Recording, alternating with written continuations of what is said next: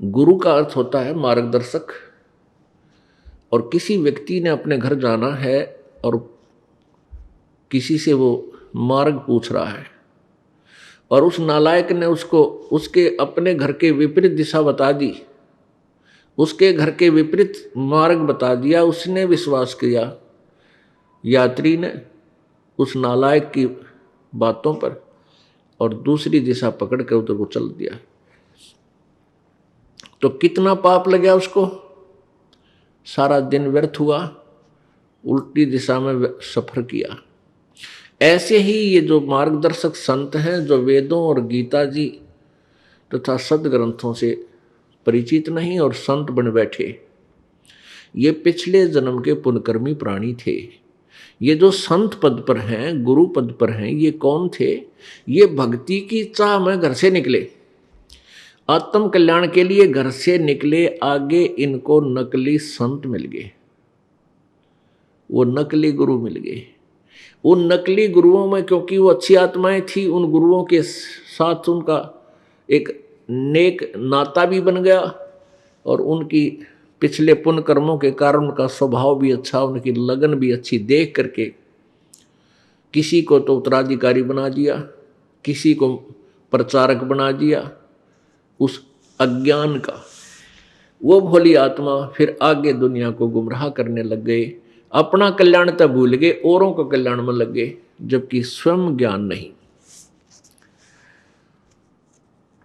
और पूरी पृथ्वी पर अब यही व्यवस्था बनी हुई है, किसी भी संत के पास यथार्थ ज्ञान नहीं और सभी गुरु बने हुए हैं। गुरु का अर्थ होता है मार्गदर्शक, यथार्थ ज्ञान देने वाले। तो पुण्यात्माओं, वो महादोषी हैं और आप जी का जीवन बर्बाद हो रहा है। अब वहां जो 10, 15, 20 वर्ष से लगे हुए थे उन संतों, नकली संतों के पास, उनकी पुण्य कमाई जो थी वो समाप्त हुई। अब उनकी दुर्गति शुरू होगी। उन पंथों में दुखी हुए प्राणी अब यहां आ रहे हैं, अपनी गाथा बता रहे हैं कि मेरे पास सब सुख था, अच्छा व्यवसाय था, खूब दान करते थे, वहाँ सेवा भी करते थे, महीने में जाते थे, हफ्ते में जाते थे, और सब कुछ लुट गया। मानसिक परेशानी होगी, घर में भी कष्ट, भूत बोलने लग गए। और तेरा गजब है। अब पुण्यात्माओं, वो अच्छा समय उन नालायक संतों ने बर्बाद करवा दिया। पहले तो जो उनको सुख था 10, 5, 20 वर्ष तो इसलिए रुके रहे कि हमारे घर में सुख हो रहा है, और वो हो रहा था उनके पिछले पुण्य से। जब वो पुण्य खत्म हो गए तो पाप का दौर शुरू हुआ।